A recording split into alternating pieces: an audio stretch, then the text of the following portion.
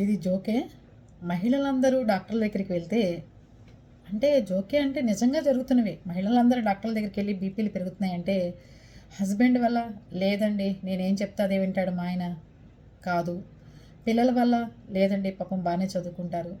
అత్తగారు మామగారు అసలు మా దగ్గరే ఉంటారండి నాకు టెన్షన్ లేదు. మరి ఎవరి వల్లమ్మ నీకు బీపీ పెరుగుతుంది? ఎందుకు నీ బీపీ కంట్రోల్ అవ్వలేదంటే పని అమ్మాయి వస్తుందా రాదా, అది లేటుగా వస్తుందా పెందరాడు వస్తుందా, వచ్చేది వెళ్ళిపోయిన తర్వాత నేను లోన్లీగా ఫీల్ అవుతున్నానండి. అది ఉన్నంతసేపే ఇంట్లో కళకళలాడుతూ ప్రశాంతంగా ఉండగలుగుతున్నాను. అది వెళ్ళిపోయిన తర్వాత మాత్రం నాకు చాలా లోన్లీగా అనిపిస్తుంది.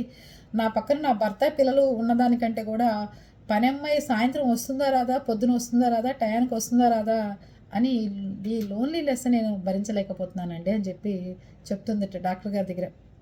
అయితే ఒక పని చేయమ్మా, నువ్వు కూడా ఆవిడతో పాటే నీ ఇంట్లో పని అయిపోగానే వెళ్తూ ఉండు, అప్పుడు ఇద్దరికి లోన్లీనెస్ లేకుండా ఒకచోటే ఉండొచ్చు అని చెప్పాట. ఇదంతా ఒక పేపర్లో చదివాను నేను. నిజమే కదా.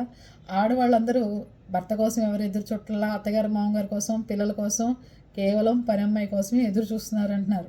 నిజమేనా? అవునా? వాళ్ళ వల్లే బీపీలు వస్తున్నాయి, వాళ్ళ వల్లే టెన్షన్స్ వస్తున్నాయట. ఎంత దర్జాగా బతికిన ఆవిడ, డబ్బులున్న ఆవిడ కూడా పని మనుషుల మూలంగా బీపీలు తెచ్చుకుంటున్నారంటున్నారు. నిజమే అంటారా?